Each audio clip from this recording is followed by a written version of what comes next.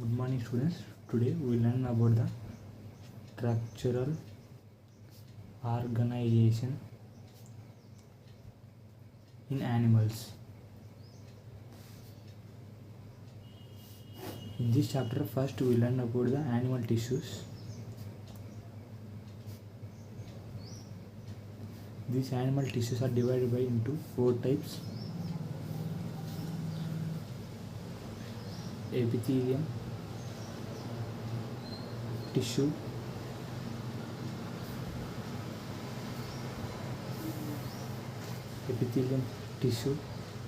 connective tissue, muscular tissue, neural tissue. Again, these epithelium tissues are divided into two types: simple epithelium, compound epithelium. Again, this simple epithelium is divided into three types: squamous, cuboidal, columnar. Again, these two tissues are divided into two types: ciliated epithelium. These by forming these two tissues, another two type of tissues are formed. One is ciliated epithelium, another one is glandular epithelium. Okay, today we are discuss about only epithelium tissue. First, epithelium tissue. Epithelium tissue mainly gives us the protection, like our skin.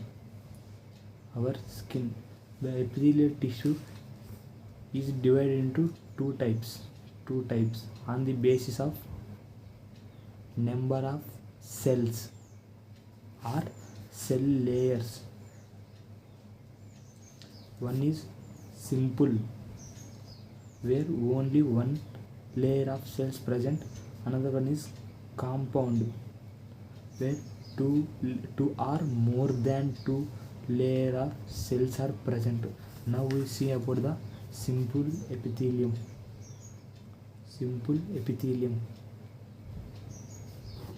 In this simple epithelium, again these cells based on the structure, the simple epithelium divides into three types. First is squamous. The squamous cells are like a small squamous cells with less intercellular substances. Means the tissue is not only the what is meant by tissue is not only the group of cells, it also cells plus intercellular matrix. We cannot define the city with we cannot define the village. Suppose if this is a village, we cannot define the village with only the houses. Between houses and houses, or between streets and streets, we have a roads. So like that, if we consider these as a cells, their roads are considered as a cellular intercellular substances. So like this, here also the tissue is forming with two type of substances. One is cells, another one is intercellular matrix. So this is the squamous epithelium, which is having irregular boundaries, no boundaries well defined. So squamous epithelium mainly is a one layer. So it is used for the purpose of diffusion and transportation. It is mainly used in the blood vessels, because when we see the blood vessels is a more thinner, not thicker. So blood vessels, the squamous epithelium is only the modified here. So the squamous, when we observe a blood vessel, it is like a paper, it is thin. When we observe also the next second, observe the branchioles, tubular part of tubes of branchioles, where we in alveoli we have the alveoles, branchioles, primary branchiole, secondary branchiole, tertiary branchiole. Here we see the with these branchioles are made up from the squamous epithelium, because these are the thin cells. Due to thin cells, the diffusion takes place in alveoli. So the main purpose is to conducting the substances or diffusing. This is about the simple epithelium, squamous epithelium. Next, now see the cuboidal. The cuboidal is also like a squamous, but the cells are present like a cube-like cells, which is only one layered. The nucleus, the cells are present in the shape of cube. So this is the main reason why the cuboidal name has kept for this. These are the same structure. When we see about the cuboidal cells, the main purpose of the cuboidal cells is, which is used for, the cuboidal cells are used for secretion and absorption. It is present in the glands. Okay, it presents in the glands, like pancreatic gland. In our body, there so many, liver is the largest gland. Like that, in our body, so many glands are present. So in that glands, the cuboidal cells are mainly present in tubular part of nephron,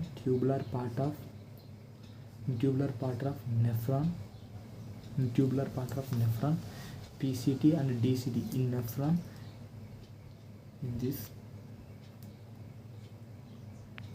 PCT, DCT is Henle loops. These are the, we will see about later.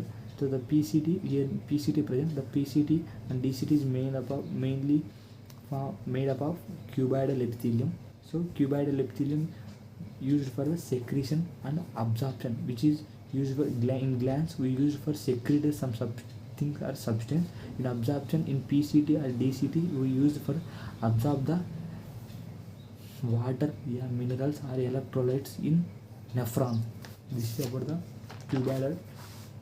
Now let's see about the cuboidal. Now we have seen. Let's see about the next, columnar. The columnar means where the cells are tall in basement substance, in which the nucleus is present at the base, which is tall and slender. The slender which means that it is small in size. Slender means small in size. In Hindi में पतला भी बोलेगा इसको, slender को पतला भी बोलेगा. और columnar cells, this is the main function of the columnar cells.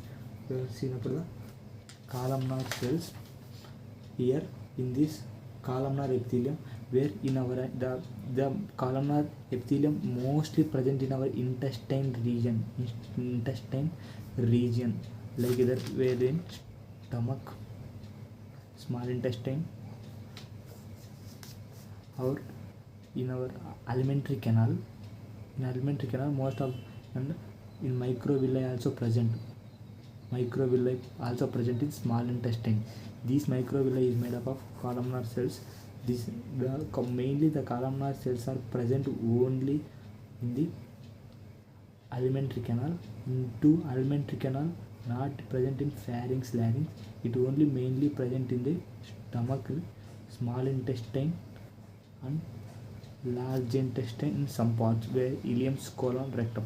So okay, we have completed the columnar. When we have seen the three type of cells, we neglect the first type. We will consider the remaining two types, cuboidal plus columnar. When these cuboidal cells or columnar cells present, if they have a cilia means a small hair-like structure. If they have cilia, either this or this, if their upper surface have this cilia, that is called ciliated epithelium. That is called ciliated epithelium. That is called ciliated epithelium. The ciliated epithelium, the ciliated because their upper surface have cilia, uh, which is the cilia is mainly used for to move substances in specific direction. Example, like these are present in fallopian tube, which is in female reproductive part.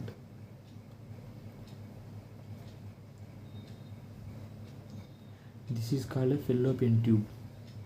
In the where egg is released, egg is transferred like this. Where fallopian ampulla is a fallopian divided into three types: where isthmus, ampulla, infundibulum. Isthmus, ampulla.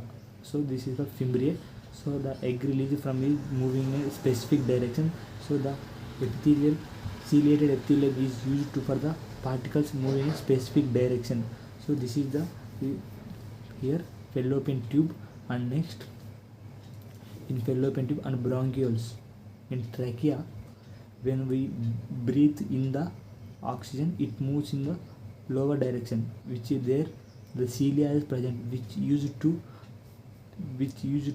push, move, or help the air to come downwards. Okay, here trachea, the hair is small like cilia present, where when it is like this, when the air present, this will go down. So this is the used in this thing in cilia. So mainly used in fallopian tubes of bronchioles. Okay, now again we consider cuboidal cells plus columnar cells. When these both have these both have a secreting in nature, when glandular cells have a secreting in nature, this is called glandular epithelium.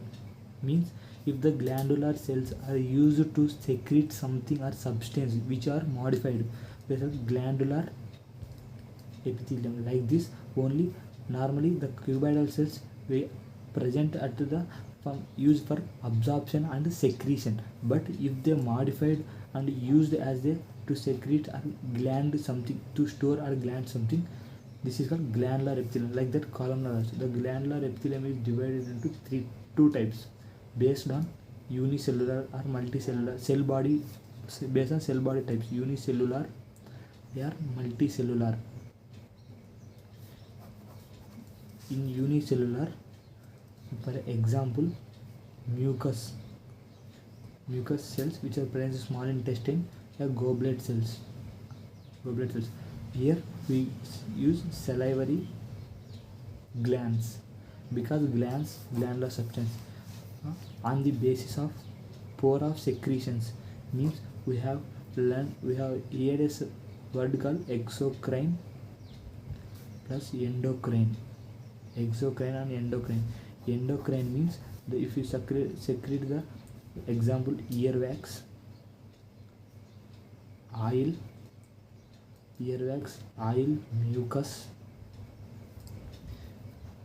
milk, which is present in the lactation, milk, or intestine juices. If these are transported through our pipes, which are called ducts, if these are substance transported through the pipes, this is called which substance which used to transport along the pipes, this is called exocrine. Which substance used to transport the substance along through flow of blood, this is blood. When the substance used to where hormones, in hormones these are released from pituitary gland. This is body. Here is pituitary gland present. From here to tip of the toe, we have to pump the or transport the hormone. So our body cannot have the long nerves or tubes. So our blood is only the medium to carry this substance from the head of the pituitary to the toe.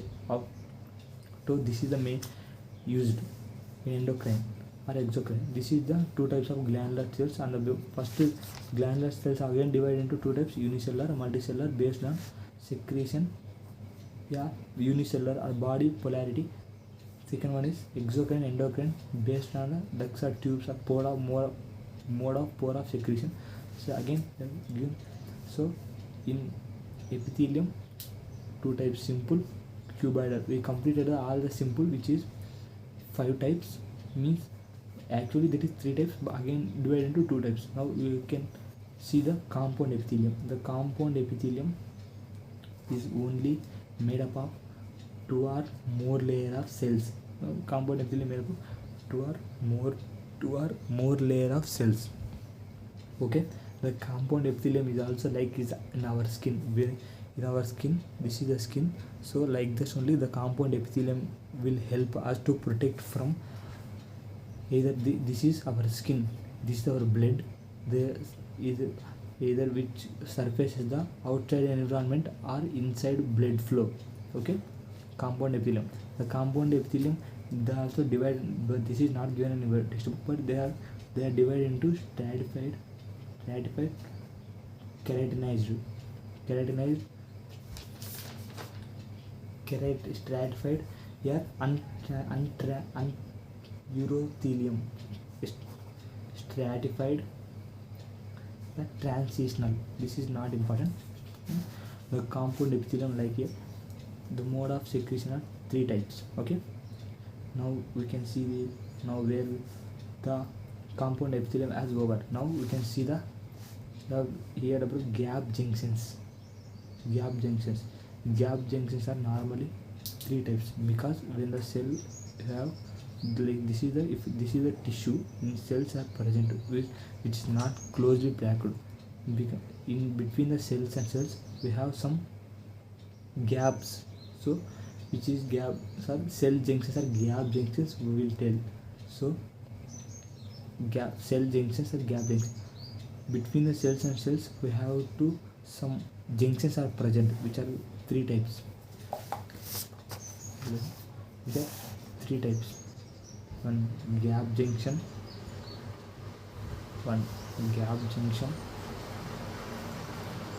second one adhering junction, third one gap junction, adhering junction, tight junction.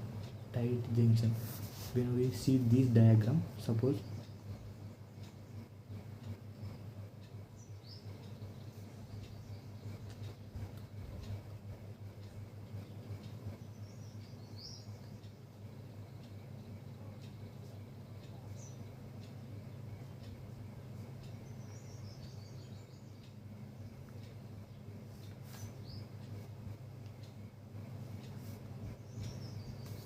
here tight junction, here gap junction, here adhering junction. The 3 junctions have adhering junctions. Okay, this is cell. In tight junctions used to prevent leakage.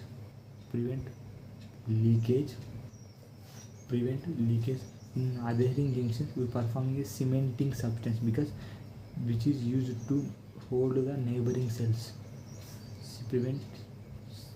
Perform cementing substance. Gap junctions which used to communicate or transport the molecule.